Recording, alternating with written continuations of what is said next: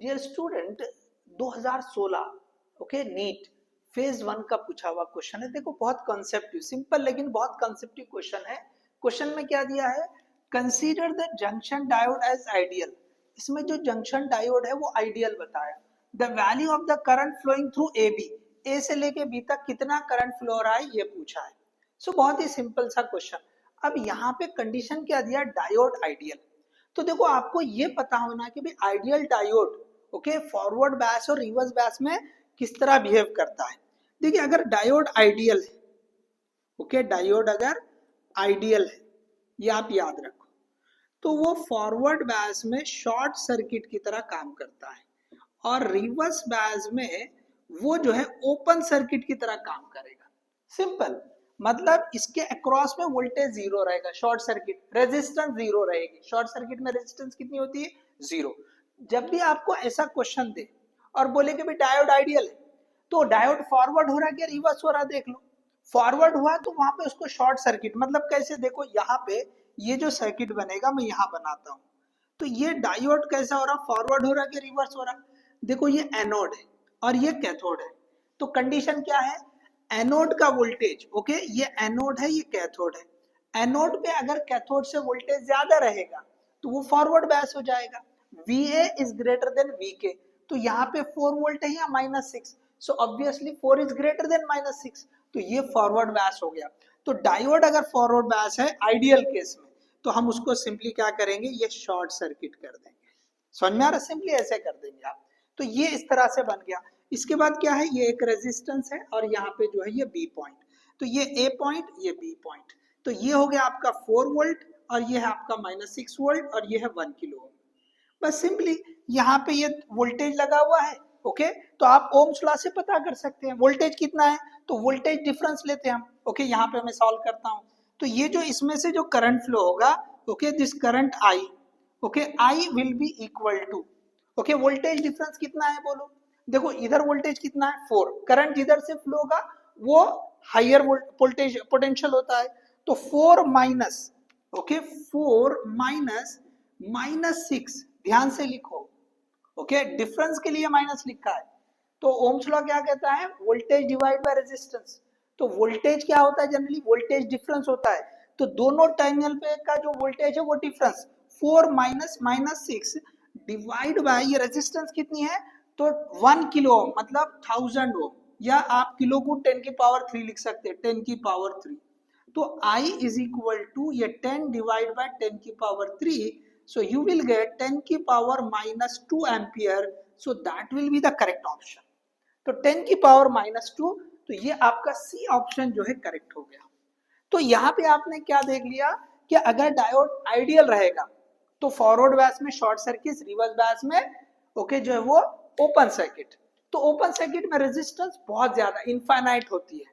तो अगर ये सिचुएशन हमने आइडियल के बजाय ओके, एक बात और सुन लीजिए ओके, समझ लीजिए कि अगर प्रैक्टिकल ले ले okay, it's not the ideal diode, कभी क्वेश्चन में मेंशन कर दिया, तो आपको क्वेश्चन में जो है ना फॉरवर्ड केस में कितनी रेजिस्टेंस होगी ये भी बता देगा, या रिवर्स बैच में कितनी रेजिस्टेंस होगी। तो अगर ये प्रैक्टिकल डायोड रहेगा, practical, it is not ideal diode, तो इस केस में क्या होगा, ये जो है ना फाइनेट ओके, फाइनेट रेजिस्टेंस रहेगी, finite resistance, finite resistance. Diode क्या करेगा, एक फाइनेट रेजिस्टेंस देगा, बट इट इज स्मॉल, क्या देगा, small finite, small finite resistance. थोड़ा जूम करके आप देख लें ओके। अच्छा यहाँ पे क्या होगा, ओपन सर्किट में क्या होगा, तो ओपन सर्किट में आपको ओके लार्ज रेजिस्टेंस मिले, कितनी लेना पड़ेगा आपको, लार्ज रेजिस्टेंस, लार्ज रेजिस्टेंस। तो अगर प्रैक्टिकल डायोड है और वो रिवर्स बैच है, तो हम उसके बजाय क्या क्या कंसीडर करेंगे कि it is acting like very large resistance, बहुत ज्यादा रेजिस्टेंस रहेगा देगा वो, so high opposition to the flow of current देगा। और फॉरवर्ड बैच में बहुत छोटी सी ओके, समझ ले कि 50 ओम 20 ओम ऐसी रेजिस्टेंस जो है ना वो देगा, but here it will be very large.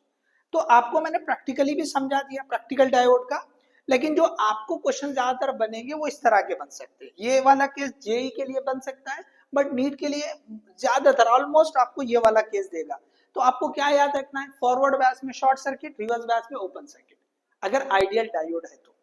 ठीक है, समझ में आ गया। तो अब देखिए इतना आसान था क्वेश्चन, सिंपल। आप जो है ना V is equal to I R जो लिखते हो, या I is equal to V by R, ohm's law यहाँ लिखता हूं मैं, I is equal to V by R, ये वाला फॉर्मूला हमने यूज किया। तो पोटेंशियल या वोल्टेज क्या होगा, चेंज इन पोटेंशियल, बस उसी से सॉल्व किया है। अब देखिए ये जो हम करंट इलेक्ट्रिसिटी पढ़ते हैं उसके बहुत बेसिक वाले सर्किट यहाँ पे यूज हो जाएंगे, लेकिन आपको डायोड का कंसेप्ट, सेमीकंडक्टर का जो कंसेप्ट है वो क्लियर होना। ठीक है, चलो एक और क्वेश्चन देखो, ये नीट 2016 फेज 1 में पूछा है, फेज 2 में भी एग्जैक्टली वैसी क्वेश्चन पूछा है, इसलिए मैंने एक साथ लिखा है। क्या दिया है यहाँ पे क्वेश्चन में देख लो। अच्छा पहले यहाँ देखो, आप पॉज करके आप देख लो। ठीक है, क्लियर है सबको। चलो इधर वाला क्वेश्चन देखो आप, the given circuit has two ideal diodes connected as shown in figure. Okay, ये दोनों भी डायोड जो है ना आइडियल है। नाम दे दो, चलो इसको D1 बोल दो, इसको D2 बोल दो, तो दोनों भी कैसे हैं, आइडियल है। चलो ठीक है, आइडियल बता दिया। उसके बाद क्या लिखा है, the current flowing through resistance R1, इसमें से करंट कितना फ्लो हो रहा है ये पूछा है।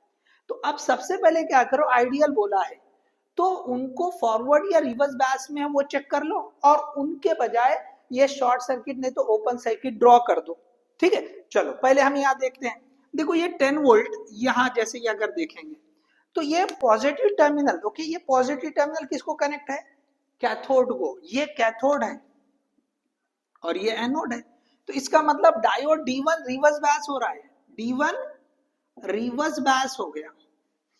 अच्छा D2, तो D2 देखो ये एनोड है, तो एनोड को पॉजिटिव टर्मिनल, कैथोड को नेगेटिव टर्मिनल, तो D2 is forward batch, D2 is forward batch. अब देखो यहीं पे मैं ये फिगर ड्रॉ करता हूं, ठीक है, इसके हिसाब से। अब देखो यहाँ छोटी सी फिगर ड्रॉ कर लेते हैं। देखो ये जो है ना ये डायोड, सॉरी ये बैटरी, इसके बाद ये एक रेजिस्टेंस। ठीक है, अच्छा चलिए मैं नीचे ही ड्रॉ करता हूँ, वहां तक अगर नजर नहीं आया आपको, ओके, कवर नहीं हुआ तो मुश्किल होगी। चलो मैं यहाँ पे ड्रॉ करता हूँ। अब देख लो यहाँ पे ये सबसे पहले ये बैटरी ड्रॉ कर दी हमने, इसके बाद ये रेजिस्टेंस R1 ड्रॉ कर दिया, इसके बाद ये डायोड D1 रिवर्स बैच है, रिवर्स बैच मतलब ओपन सर्किट, तो यहाँ पे मैंने इसको जो है ना ये ऐसे ओपन सर्किट ड्रॉ कर दिया। ठीक है, इसके बाद यहाँ आगे बढ़े, यहाँ पे ये शॉर्ट सर्किट हो गया, इसके बाद फिर से ये रेजिस्टेंस, तो ये रेजिस्टेंस 2 ओम की है, ये रेजिस्टेंस भी 2 ओम की है, और ये 10 वोल्ट की बैटरी है। अब देखिए ये जो है ओपन सर्किट, तो ओपन सर्किट से करंट फ्लो होता है क्या, नहीं। तो जिस पार्ट से ओके फ्लो करंट का फ्लो नहीं होता, इलेक्ट्रिकल सर्किट का वो हिस्सा कुछ काम का नहीं होता, सिंपली आप उसको रिमूव कर सकते हैं। तो ये हमने रिमूव कर दिया। तो अब आप देखो करंट यहाँ से फ्लो होना स्टार्ट हो रहा है, तो करंट इस रेजिस्टेंस से जाएगा, इधर तो ओपन सर्किट है नहीं जाएगा, तो करंट सिंपली ऐसे जाएगा। तो ये 2 ओम और ये 2 ओम कैसे हैं, सीरीज में आ गए। जो करंट इस रेजिस्टेंस से फ्लो होगा, इसको R1 का नाम दिया हुआ है, और ये R3 है। तो जो करंट R1 से फ्लो रहा है वही करंट R3 से हो रहा है, दोनों सीरीज में है। तो यहाँ पे सिंपल क्या हो जाएगा, R इक्विवेलेंट जब आप लेंगे, ओके हियर मैं यहाँ सॉल्व करता हूँ, this R equivalent is equal to 4 ohm, तो current I will be equal to, अब करंट हम लिख देंगे, तो करंट कितना हो जाएगा फिर से, ओके। अब देखो ये जो है ना हम इक्विवेलेंट जो रेजिस्टेंस वाला जो क्वेश्चन बनता है, ओके, सिंगल बैटरी, तो ये बैटरी वोल्टेज हमको यही देगी, तो कितना रहेगा ये 10 volt, divide by R equivalent ये 4, ओके, V बाय R, फिर से ओम्स लॉ, यहाँ पे फिर से लिखेंगे हम V डिवाइड बाय ये R equivalent. So you will get 10 divide by 4, मतलब आंसर आपका रहेगा 2.5 एम्पियर। ओके, आंसर क्या आ जाएगा 2.5 एम्पियर। तो ये ही हमारा जो है आंसर है। सो देख लीजिए 2.5 ampere, option A is the correct one. तो सेम कंसेप्ट पे एक ही साल जो है 2 एग्जाम जो हुए थे, फेज 1 और फेज 2, एक कंसेप्ट के ऊपर क्वेश्चन पूछा है। So hope you understood this one. Thank you, all the best.